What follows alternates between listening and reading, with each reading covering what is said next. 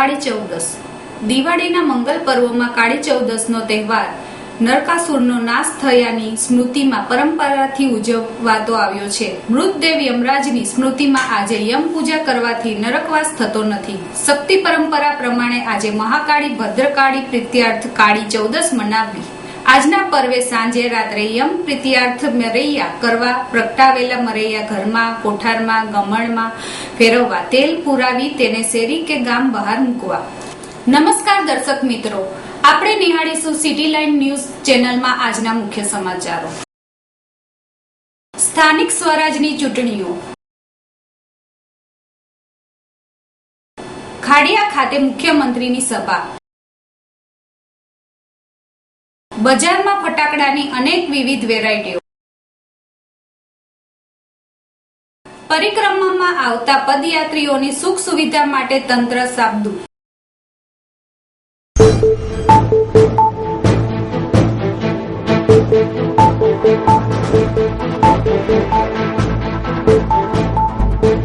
સ્થાનિક સ્વરાજ્યની ચૂંટણીઓને આડે ગણતરીના દિવસો જ બાકી છે।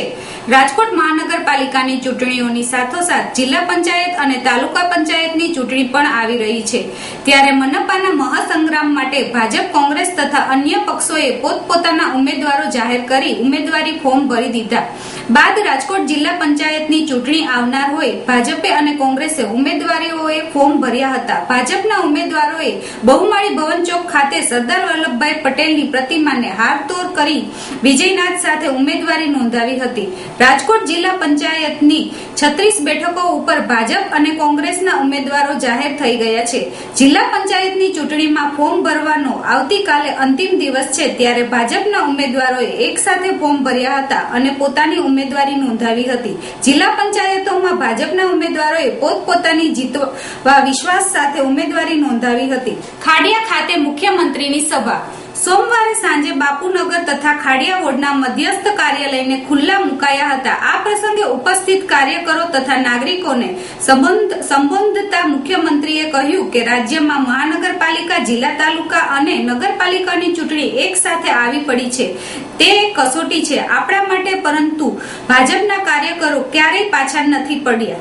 લોકસભાની ચૂંટણી હોય કે વિધાનસભાની હોય કે પછી સ્થાનિક સ્વરાજની ચૂંટણી હોય, અને આપણે અશોકભાઈ ભટ્ટને યાદ ન કરીએ એવું બની ન શકે મિત્રો। ચૂંટણીના માસ્ટર ગણાતા આવા આપણા નેતાઓને પણ જયારે પ્રસંગ છે ત્યારે એમને યાદ કરી લઈએ। સમગ્ર રાજ્યની અંદર 6 મહાનગરો, 31 જિલ્લા પંચાયતો, 58 નગરપાલિકાઓ। મારો કહેવાનો મતલબ એ છે ભાઈઓ બહેનો કે સરકારની યોજનાઓનો ઘર ઘર સુધી પહોંચે એના માટેનો આપણો પ્રયાસ હોય, અને હું આ બધા જ ચૂંટાઈને આવે અને અત્યારે પણ જોડે જોડે આ પણ કહેતા જવું જોઈએ। કઈ આવું હોય તો કહેજો, કઈ આવું હોય તો કહેજો, એમ કરી જવું છે। તો એવા ઘણા ગરીબ વ્યક્તિઓને આપણે મદદરૂપ થઈ શકીશું, એટલે આપણે કરવાનું છે। સરકારની જેટલી પણ યોજનાઓ હોય, જેને લાગુ પડતી હોય એને એ યોજનાનો લાભ એને મળે, એના માટે જ આપણે જનપ્રતિનિધિ બનતા હોઈએ છીએ। આ મુદ્રા લેખ આપણે આપણા મગજમાં કાયમ માટે લખી રાખીએ। કામ જ આપણું આ છે। એકલું ગટર ઉભરાઈ એનો ફોન થાય, બરાબર ને? રોડ ઉપર ખાડો પડ્યો છે, જરા ખાડો પૂરો, પાણી જરા પ્રેશર થી નથી મળતું, જરા પ્રેશર આવે એવું કરો, એ તો કરજો જ। પણ ગરીબમાં ગરીબ વ્યક્તિને પણ આવી કોઈ પણ જરૂરિયાત હોય તો પણ મારો કાર્યકર્તા એના ઘરે પહોંચે, સિવિલ હોસ્પિટલમાં લઈ જાય, યા જ્યાં જરૂર હોય ત્યાં લઈ જાય અને એનું પૂરું કામ કરાવે, ત્યાં સુધી એ ઘરે આવીને બેસે નહીં। એવા આપણા કાર્યકર્તાઓ છે મિત્રો। તો આજે વિશેષ આગામી દિવસોની અંદર ગુજરાતના નગરોને સ્માર્ટ બનાવવા માટે આપણે પ્રયત્નશીલ છીએ। આ 31મી માર્ચ પહેલા ગાંધીનગર શહેરને આખા શહેરને વાઈફાઈ કરી દેવા માટેનો નિર્ણય રાજ્ય સરકારે કર્યો છે અને એનું કામકાજ શરૂ કરીશું મિત્રો. કોઈ પણ યુવાન કોઈ પણ સ્થાન ઉપર બેસીને ઇન્ટરનેટ ઉપર પોતાનો કારભાર ચલાવી શકે એવા શહેરો પણ આપણે બનાવવાના છીએ અને આવતા 1 વર્ષની અંદર અમદાવાદ અડધું વાઈફાઈ બનાવવા માટેનો નિર્ણય કર્યો છે મિત્રો. અડધું અમદાવાદ વાઈફાઈ થઈ જશે. ધીરે ધીરે કરીને અમદાવાદ હોય કે વડોદરા હોય કે રાજકોટ હોય કે સુરત હોય આ બધાની સિકલ બદલાય એના માટે આપણે બધા જ ખભે ખભા મિલાવીને કામ કરીશું. અને આવતા 2 દિવસ પછી નવું વર્ષ આવે છે.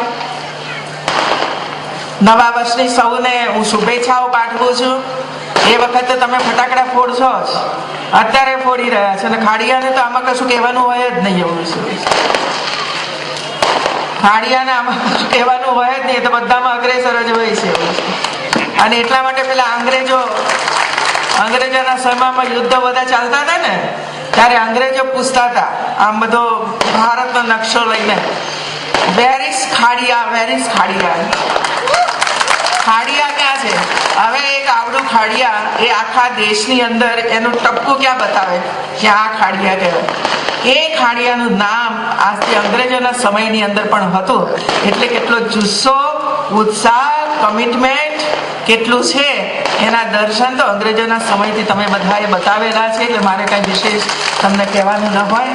બજારમાં ફટાકડાઓની અનેક વિવિધ વેરાયટીઓ.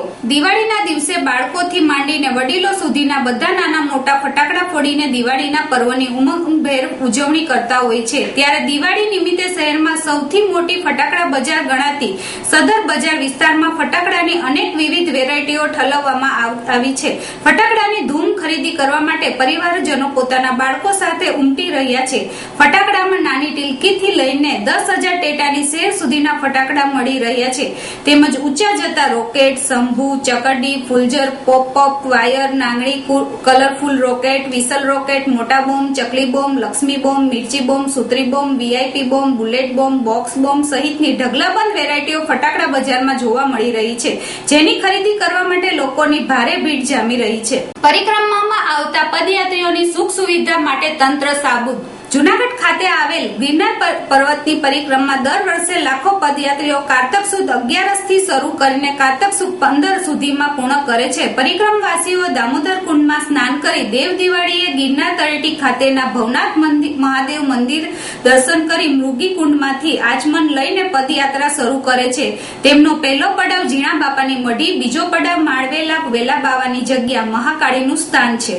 ત્યાંથી સરકડિયા હનુમાન સૂરજકુંડ જવાય છે. આ કુંડમાં સ્નાન કરનારને રિદ્ધિ સિદ્ધિ પ્રાપ્ત થાય છે. અમુક લોકો માણવેલાથી શ્રાવણની કાવડ લઈને બોરદેવી વૈષ્ણવ દેવીનું મંદિર મુકામે કરે છે. બોરદેવીથી ઘણા લોકો કાલગુણા તથા તાંતડિયા ધરા જાય છે, જ્યાં સાધુ મહાત્મા અને નાગ બાવાઓનો વાસ છે. બોરદેવીથી ભવનાથ થઈ ગિરનાર પર ગુરુ દત્તાત્રેયના દર્શન કરી પરિક્રમાની સમાપ્તિ થાય છે. રેન્જ ફોરેસ્ટ ઓફિસર શ્રી મારુએ જણાવ્યું હતું કે જિલ્લા વહીવટતંત્રી અને જિલ્લા વહીવટી તંત્ર દ્વારા કોઈ પણ પરિક્રમાર્થીને અગવડ ના પડે અને તેમની યાત્રા સુખદ બની રહે તે માટે પૂરતું આયોજન કરવામાં આવ્યું છે. આરોગ્ય પુરવઠો અને વીજ પ્રવહનની સાથે સાથે વન પ્રદેશમાં જ્યાં વીજળી નથી તેવી બોરદેવી 4 ચોક ખાતે સોલર વીજળી દ્વારા રાત્રિના અંજવાળા પથરાશે. સાથે બોરદેવી ચેક નાના અને ઝીણા બાવા મઢી જતા 4 ચોક ખાતે સીસીટીવી કેમેરાથી પદયાત્રીઓની અવરજવર અને વન્ય પ્રાણીઓની હિલચાલ પર બારીકાઈથી ત્રીજી આંખે નજર રહેશે. પરિક્રમા પથ પર યાત્રી પ્લાસ્ટિકનો કચરો જ્યાં ત્યાં ના ફેંકે તે માટે 200 જેટલા ડસ્ટબિન અને પરિક્રમા પ્રારંભે યાત્રિકોને ટેકણ લાકડી સાથે ઇકો ફ્રેન્ડલી થેલી વિના મૂલ્યે આપવામાં આવશે. વન્ય પ્રદેશમાં 3 એસએસએફ અને 6 આરએફઓ અને 10 મહિલા કર્મીઓ સાથે 200 જેટલા વનકર્મી સતત ફરજ નિયુક્ત રહેશે. હિંસક વન્યજીવો કોઈ યાત્રિકને હાનિ ન પહોંચાડે તે માટે 3 ટ્રેક્ટર ટીમ પરિક્રમા સમાપ્ત થાય ત્યાં સુધી બાજ નજરે વનમાં તૈનાત રહેશે. અત્રે ઉલ્લેખનીય છે કે આ વર્ષે વરસાદની ઘટના કારણે ગિરનારમાં કુદરતી નદી નાળામાં પાણીની ઉપલબ્ધિ નહિવત છે. આથી પીવાના પાણીની વ્યવસ્થા માટે વન વિભાગ અને પાણી પુરવઠા બોર્ડ દ્વારા ભાડવાણી, 4 ચોક, કાળકાવાડલો, માળવેલા હથેળી સહિત 13 જેટલી જગ્યાએ ટાંકી સાથે પૂરતી વ્યવસ્થા કરવામાં આવી છે. અમારા ગિરનાર અભયારણ્યની અંદર આ 36 કિલોમીટરમાં પરિક્રમા થાય છે.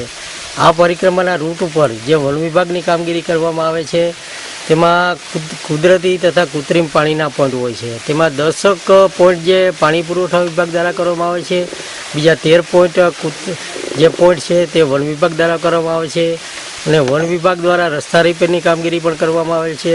30 જેવો સ્ટાફ ટોટલી પરિક્રમા રૂટ ઉપર રહેશે, અને વન્ય પ્રાણીના રેસ્ક્યુ માટે અને બહારથી ટ્રેકર ટીમ બોલાવેલ છે. 3 ટ્રેકર ટીમ રહેશે. અલગ અલગ જગ્યાએ પાંજરા પણ ગોઠવવામાં આવેલ છે. આ 4 ચોકના આ વોચ ટાવરની ઉપર 2 કેમેરા લગાવવામાં આવેલ છે. આ કેમેરાનું વાઈફાઈથી સીધું પ્રસારણ જાંબુડી નાકા ઉપર થાય છે. વન્ય પ્રાણીની જે અવર જવર હોય એને પણ અમને આનો ખ્યાલ આવી. અને બીજો એક સીસીટીવી કેમેરા વાળો બોરદેવી ગેટ ઉપર પણ મૂકવામાં આવેલ છે. બધી જગ્યાએ સીસીટીવી કેમેરા લગાવવામાં આવ્યો છે. આપ નિહાળતા રહો સિટી લાઇન ન્યૂઝ ચેનલ. આ હતા આજના મુખ્ય સમાચાર.